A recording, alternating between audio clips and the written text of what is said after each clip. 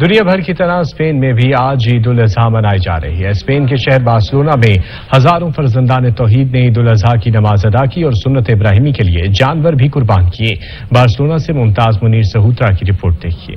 دنیا بھر کی طرح اسپین کے شہر بارسلونا میں ہزاروں فرزندان توحید نے نماز عید ادا کی۔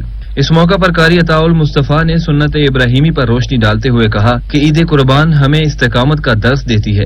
انہوں نے امت مسلمہ کے اتحاد پر زور دیتے ہوئے کہا، نفسا نفسی کے دور میں امت مسلمہ کے اتحاد کی اشد ضرورت ہے۔ چودھری امتیاز لورا نے کہا کہ عید کے موقع پر ہمیں مستحق لوگوں کا خیال بھی رکھنا چاہیے۔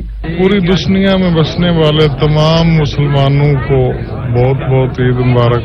ان ہمسایوں کو بھی یاد رکھیں، اپنی خوشیوں میں شامل کریں جو بیچارے ان خوشیوں میں شامل نہیں ہو سکتے، ان کے لیے بھی ان کو سپورٹ کریں، اپنے ہمسایوں کو سپورٹ کریں۔ اسپین کے اندر بھی الحمدللہ بہت زیادہ مسلمانوں نے نماز عید ادا کی، تو اللہ تبارک و تعالیٰ کی بارگاہ میں دعا ہے کہ اللہ تبارک و تعالیٰ یہاں دیار غیر میں بھی جو اللہ تبارک و تعالیٰ کی بارگاہ میں حاضر ہوئے ان کی حاضری کو اپنی بارگاہ میں قبول فرمائے۔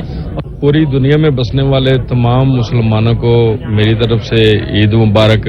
صرف ایک بکرے کی قربانی نہیں، یہ قربانی جو ہے ہر چیز کی ہونی چاہیے، مال اور دولت کی ہونی چاہیے، ساتھ کی ہونی چاہیے، تبھی ہماری عید کامل ہوگی۔ اس موقع پر فرزندان توحید نے رب العزت سے راز و نیاز کی، مسلمانوں کی کامیابی اور فلسطین و کشمیر کی آزادی اور عالم اسلام کے مسائل و مشکلات کے حل کے لیے دعا کی۔ اس بابرکت موقع پر ملک پاکستان کی بقا اور سلامتی کے لیے خصوصی دعائیں کی گئیں۔ ممتاز منیر سہوترا، اسپین۔